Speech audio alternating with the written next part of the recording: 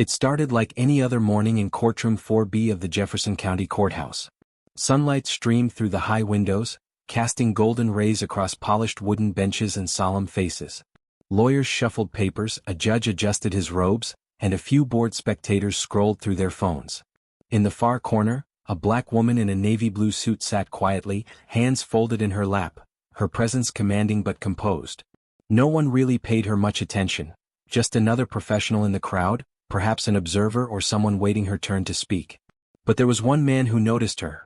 Officer Grady, a white, broad-shouldered cop who had a history of controlling the courtroom space like it was his personal arena. He eyed her with narrowed suspicion, muttered something under his breath to a colleague, and then took his post by the witness stand. What happened next would not only shake this courtroom but explode across the nation in headlines and heated conversations. Because in the next hour, Officer Grady would commit a horrifying act of racial bias, only to realize far too late that he had just put hands on the one person he never should have touched. Welcome to Craft Tales, where real-world drama meets powerful storytelling. If this is your first time here, make sure to like, share, and subscribe, because we bring you gripping tales that challenge your views, stir your heart, and make you think. Have you ever witnessed someone completely underestimate another person, only to realize that person holds the very power they thought they had? Today's story is one of those moments, a moment where arrogance met authority, and racism slammed into reality like a brick wall. A courtroom. A black woman. A white officer with a chip on his shoulder. And the ultimate twist, she wasn't just anybody. She was about to become his new boss, his police chief. What should have been an uneventful court session became a lesson in dignity, reckoning, and poetic justice. So buckle in, because you're about to hear a story that blends quiet strength with a thunderous reversal, and exposes how deeply racial bias still runs, even within the justice system meant to serve everyone. And more importantly, what happens when someone finally stands up and turns the system upside down. Let's rewind just a bit. The woman, let's call her Chief Robinson for now, had arrived at the courthouse early that morning. She kept her identity under wraps, choosing not to wear her badge or uniform. She wanted to observe the local judicial process quietly before her official appointment was announced later that week. For Chief Robinson, it wasn't unusual to fly under the radar. As a black woman in law enforcement, she'd learned long ago how to move silently, how to watch everything while saying very little. She had faced years of sideways glances, undermining comments, and flat-out disrespect. But she endured. She rose through the ranks. And now, she was about to take command of a department that had long struggled with diversity and community trust. What she didn't expect, though, was that her quiet presence in the courtroom would attract the wrong kind of attention. Not because she was out of place, but because Officer Grady believed she didn't belong there. It was the kind of moment every person of color knows too well, being questioned for simply existing, being sized up, pushed aside, or dismissed without a word spoken. Except today that instinctive bias would cost him everything. Officer Grady had a presence, all right, but not the kind you admire. He'd been in the force nearly 2 decades and carried himself like a man who believed the badge made him untouchable. The courtroom staff tolerated him, but they didn't respect him. His temper had flared before, mostly directed at young black men brought in for minor offenses. He barked orders, threw around veiled threats, and strutted like a man who owned the system. When he saw Chief Robinson sitting silently, his jaw tightened. He didn't recognize her, not as someone with power but as someone he could intimidate. Maybe she was the girlfriend of a suspect. Maybe just another bystander. That's all she looked like to him. And that, right there, was the beginning of his downfall. He made assumptions. He thought status was about appearance, about race, about dominance. And he had no clue that the woman sitting there had a resume longer than his arrest log, and a commanding officer's authority to match. But in his world she was invisible. And soon he would wish he had seen her for who she truly was. Stories like this matter because they expose something deep and uncomfortable in our system. How racism isn't always loud. Sometimes it's silent, casual, institutional. A glare, a hand on the arm, a refusal to acknowledge someone's presence or title. Officer Grady wasn't unique. He was a product of a system that emboldens those like him to act with impunity, and punishes those who dare speak out. But today's story flips the narrative. It reminds us that you never know who's in the room. That the quiet black woman you ignore might hold your future in her hands. That every disrespectful action has a consequence. For those watching, this tale is about justice, yes, but also about humility. About never assuming someone's worth based on skin color, dress, or silence. And above all, it's about courage. The courage to rise through a biased system and to face your attacker without rage, but with the full force of truth and power. So keep watching as we reveal the incredible moment the tables turned, and the cop who once saw himself above the law suddenly found himself beneath the woman he thought he could humiliate. The courtroom was buzzing with the usual clatter of legal chatter, echoing off the cold marble walls. Judge Brenner's voice boomed from the bench, and everyone present knew the rules, order and respect above all. At the defense table sat Monica James, a poised black woman in a dark blue suit, her hair tied back, her posture straight. She wasn't a defendant, witness, or lawyer. In fact, no one knew exactly why she was there, which seemed to agitate one particular officer in the room. Officer Kurt Halstead stood by the door, arms folded, eyes darting from Monica to the judge. There was something about her presence that got under his skin. Maybe it was the confidence. Maybe it was the silence. Maybe it was the fact that she didn't look away when their eyes met. Kurt had built a reputation in the precinct and courthouse, not a good one. Colleagues whispered about his old-school ways, his comments, his confrontations. But he wore his badge like armor, believing it shielded him from consequences. Monica, however, was a mystery he couldn't solve. She had no ID badge, no court assignment, and when he approached her to ask who she was, her calm response only irritated him more. "I'm here to observe," she said simply. "That's all." Her voice was steady, respectful even, but Officer Halstead didn't like the tone, or maybe he didn't like that she didn't fear him. As the morning wore on, his frustration boiled just beneath the surface, evident in his clenched jaw and the way he hovered too close. It was just before the midday recess when it happened. A commotion in the back prompted the judge to pause. Officer Halstead took the opportunity to address Monica directly, this time in front of everyone. "Ma'am, you need to leave. You don't belong here," he barked, loud enough for the entire room to hear. Monica slowly stood up, not startled, not angry, just composed. "Officer," she said, her voice a soft warning, "I have the right to be here." Halstead stepped closer. "I said get out." In one quick, shocking move, he shoved her toward the exit, hard enough that she stumbled. The courtroom gasped. Even the judge stood up. Cameras in the corner captured everything. Halstead froze, realizing what he had done. But what happened next would change everything. Before Monica could regain her footing, a sharp voice cut through the silence. "Officer Halstead, stand down immediately." A woman in uniform stepped forward, the city captain, someone not often seen in court. She moved with urgency and command. "You just laid hands on your superior," she continued. Halstead blinked, confusion clouding his face. "Superior?" he echoed. Monica straightened her jacket and walked calmly toward the captain, who greeted her with a salute. Then she turned back to the court and announced what no one had seen coming. "Ladies and gentlemen, allow me to introduce Chief Monica James, the new head of precinct command for this district." The courtroom erupted, murmurs, gasps, even a stunned silence from the judge himself. Halstead turned pale. His mouth opened but no words came out. Monica's eyes never left Halstead's. "You didn't even bother to ask my name," she said quietly, but the room heard every word. "You saw my skin before you saw my humanity, and now you see my badge." The captain nodded solemnly. "This incident will be formally investigated, and Officer Halstead will be suspended, effective immediately." Halstead, hand twitching near his belt, looked utterly defeated. A bailiff escorted him out as whispers filled the space. Monica addressed the court, not with anger but clarity. "We are not here to humiliate. We are here to reform. And reform begins with accountability." The judge slowly returned to his seat, adjusting his robe as if to recalibrate the power dynamic. From that moment on, no one saw Monica as a stranger in the courtroom. She had entered quietly, and now she stood as a symbol of overdue justice. The weight of the courtroom confrontation lingered long after Officer Halstead was escorted out. But for Monica James, this wasn't just a moment of poetic justice. It was the culmination of a long, hard journey few had ever witnessed. Long before she was Chief Monica James, she was simply Monica, raised on the south side of the city in a neighborhood more familiar with sirens than silence. Her mother, Gloria, worked 2 jobs to keep the lights on, and her father, a former Marine, instilled discipline through the stories of the battlefield. But even as a child, Monica felt the invisible lines drawn around her, lines that said, "You don't belong, you can't lead, or worse, you're just another statistic." Her first encounter with police wasn't pleasant. At the age of 13, she was stopped on her way home from school, backpack searched, accused of stealing a phone she didn't even own.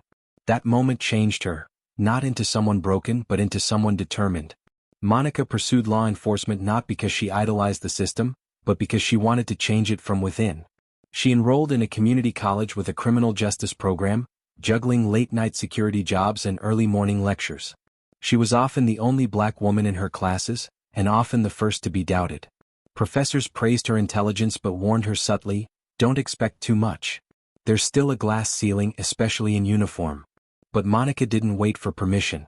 After transferring to the police academy, she pushed through grueling drills, outperformed her peers in written tests, and earned the top physical training score in her class. Still, she endured slights, being asked if she was lost in the male locker room wing, or dismissed as someone's assistant rather than an officer. She didn't just learn how to enforce the law, she learned how to survive the culture. Years passed and Monica rose through the ranks, earning accolades for community outreach and undercover narcotics work. What made her unique wasn't just her skill, it was her unwavering fairness. In one precinct, she created a bridge program connecting officers with the very neighborhoods they patrolled, forcing both sides to see each other as people first. Not everyone appreciated her efforts. Officers like Halstead saw her as too soft, too political, or worse, a diversity hire. But those who worked under her saw something different. A leader who showed up, who listened, who never asked for respect without giving it first.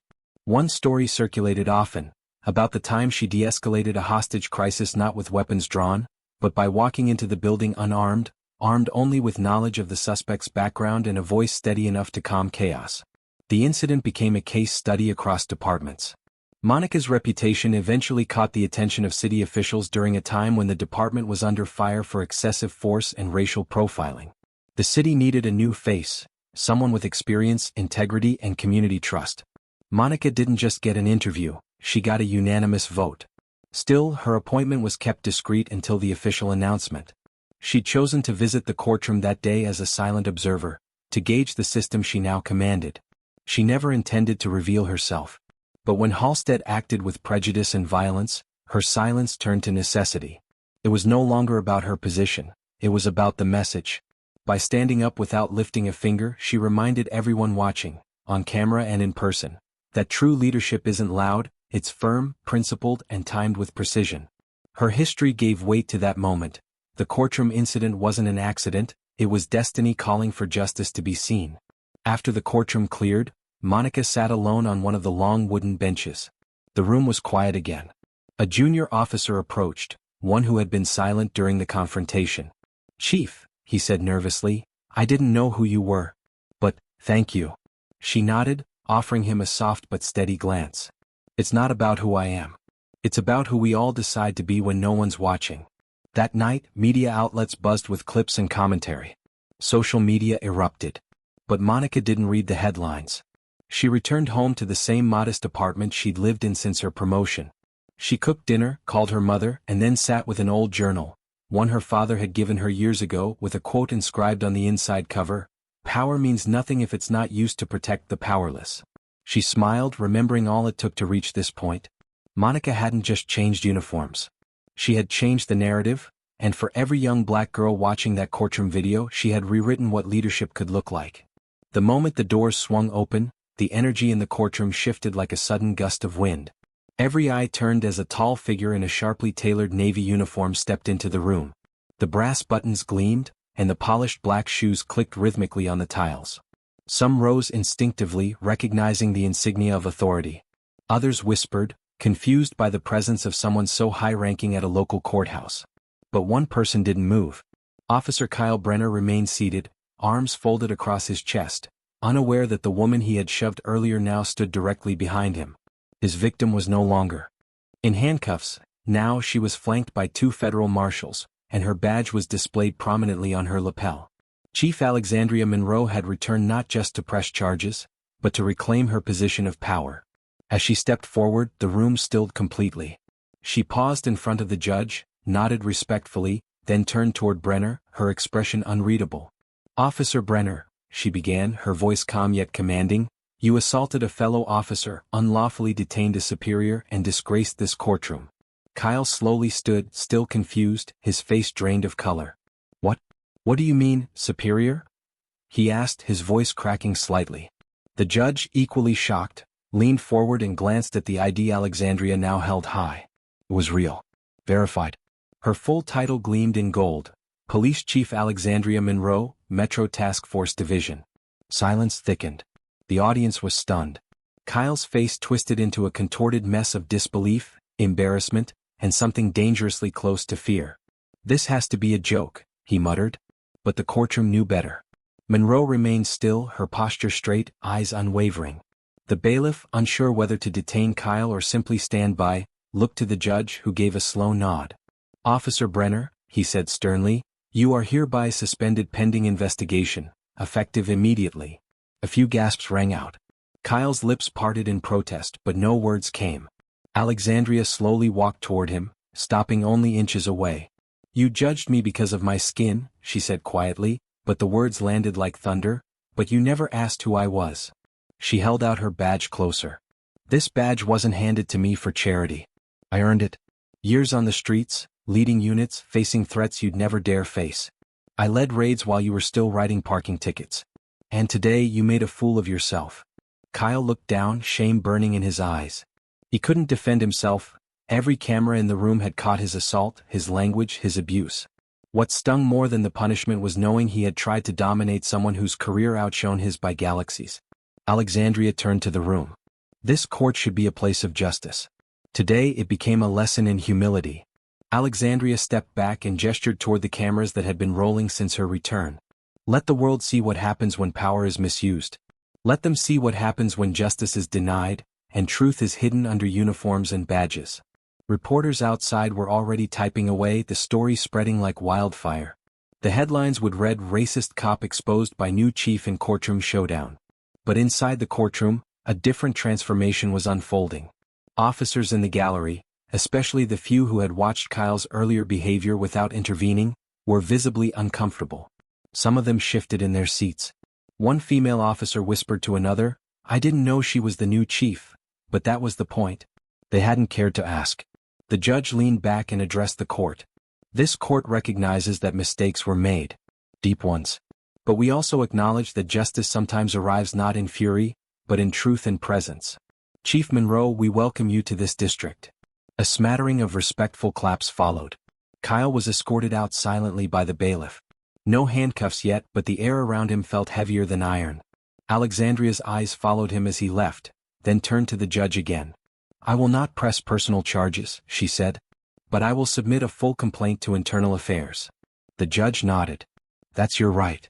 Then, in a rare break of formality, he added, "And your example here speaks volumes." Outside, the media frenzy was unstoppable.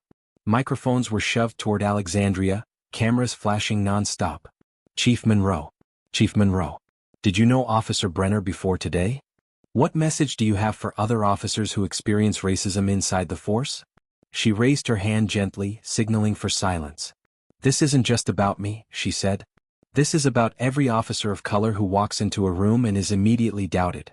It's about the system that still lets ignorance live in its shadows. And it's about the courage to stand up, even when it hurts." Her words rippled through the press like a tidal wave. One young reporter turned to her camera and whispered, "This just became national news." Back inside, officers who had once mocked or doubted Alexandria sat in stunned silence. Some were whispering apologies to themselves. Others were already on their phones, Googling her name, reading articles about her FBI collaboration, her humanitarian missions, her bravery in hostage crises. Kyle had tried to make her small. But her story had just made him irrelevant. And for Alexandria, this wasn't about revenge. It was about reclaiming her voice, and ensuring it echoed through every department, every precinct, every courtroom. She walked out the doors slowly, deliberately, like someone who knew her time had finally come. The silence that followed the revelation was unlike anything the courtroom had experienced before. The judge looked down, visibly ashamed. The crowd of reporters, attorneys, and everyday citizens stood frozen. The man who had barked orders, shoved a black woman to the ground, and degraded her with impunity now stood face to face with the very authority he thought he controlled. Chief Nadira Jackson, stoic, composed, and unwavering, met his gaze not with vengeance, but with a kind of controlled fury that comes from years of injustice, patience, and survival. The same courtroom where she'd been humiliated now transformed into a stage for poetic justice. People whispered, "She's the new chief?" as if struggling to believe what they were witnessing. The racial and institutional power dynamic had shifted dramatically. This wasn't just about one cop's mistake. This was a reckoning. Chief Nadira turned toward the judge. "I'd like to have a word with the officer," she said calmly yet firmly. Permission granted. As she approached Officer Travis, he no longer had the defiant posture of a man in command. His eyes darted around looking for backup that wouldn't come. The cameras zoomed in. Everyone leaned forward. "Do you know how many times women like me are overlooked?" Nadira said quietly. "Do you know how many times we rise above it silently while the system pretends we don't exist?" Travis didn't respond. He couldn't. His mouth opened but no words formed. He looked like he wanted to disappear. "You don't need to fear me," Nadira continued. "But you should fear what I represent. Accountability. Change. And yes, leadership." Her words hit with the weight of history. The DA stepped in and requested that Officer Travis be detained for further questioning on misconduct, abuse of power, and violation of civil rights. The bailiff nodded and took his arm. There were no violent gestures this time. Travis didn't resist. The symbolism was stark. The same handcuffs he so easily used on others were now clicked shut around his own wrists. The audience inside the courtroom broke into murmurs. Some clapped quietly. Others simply nodded. One elderly black woman whispered, "Finally," with tears in her eyes. The press had a field day, but for many watching across the country, this moment wasn't about spectacle. It was about long overdue justice. Nadira had not only shown what strength looks like, but also what restraint and dignity in power can achieve. Outside the courtroom, a press conference was quickly arranged. Chief Nadira stood before the crowd, flanked by city officials and civil rights advocates. "Today's events are more than just about a single incident," she said into the microphone. "They're about changing the culture of silence, aggression, and discrimination within our justice system. We're no longer going to sweep racism and abuse under the rug. We're going to face it head-on." She paused. "Because when people are held accountable, when leadership reflects justice, not power, we all move forward." Her speech was met with thunderous applause. She didn't revel in the attention though. She kept her focus tight. This was only the beginning of her mission. Back at the precinct, officers who had watched the courtroom events unfold now stood with their backs a little straighter. Many who had doubted Nadira, or worse, ignored her, felt the shame and weight of their silence. Others felt inspired. Officers from minority backgrounds approached her quietly to offer respect and gratitude. "We needed this," one said. "We needed you," another added. The power of representation was alive and undeniable. Nadira didn't respond with grand gestures. She simply acknowledged them with sincerity. For her, this wasn't about personal vindication. It was about the future. And that future was already beginning to shift beneath their feet. Media channels across the nation replayed the clip of the courtroom confrontation. Social media exploded with praise, outrage, and analysis. Hashtags trended globally. Civil rights leaders called it a landmark moment. Racism in policing had long been debated, but rarely had a story painted the contrast so vividly. A racist cop acting on bias without knowing that the very person he degraded held power over him, authority he failed to recognize simply because of her appearance. The irony wasn't lost on anyone. It was used in classrooms, seminars, and advocacy centers to discuss bias, structural inequality, and resilience. The image of Nadira standing tall, composed, and in command became iconic. Nadira's story became a beacon. It reminded everyone that justice doesn't always roar. It sometimes walks in quietly, takes a seat in the courtroom, and waits for the right moment to rise. Local government launched a full review of conduct and bias training in law enforcement. Officers were required to attend racial sensitivity workshops. Complaint procedures were restructured. Transparency increased. All because one woman decided not to fight with fists or fury, but with presence, proof, and power. That's what made this moment unforgettable. Not just the downfall of a corrupt officer, but the elevation of a just leader. Weeks later, Chief Nadira sat in her new office, one lined with photos of women and men of color who had paved the way. A young black girl entered with her mother, who was a civilian worker in the department. "She wanted to meet you," the mother said. The little girl looked up and asked shyly, "Are you the lady who stood up in court?" Nadira smiled and knelt to the girl's level. "Yes," she said. "And one day maybe you will too." That one moment reflected the long game of justice, empowering future generations. Because representation is not about headlines. It's about legacy. To everyone watching this powerful story on our channel Craft Tales, Remember this: authority and respect are earned through character, not titles. Chief Nadira's strength came not just from her rank, but from her resilience and grace. Her ability to rise above racism and corruption turned a moment of humiliation into a national turning point.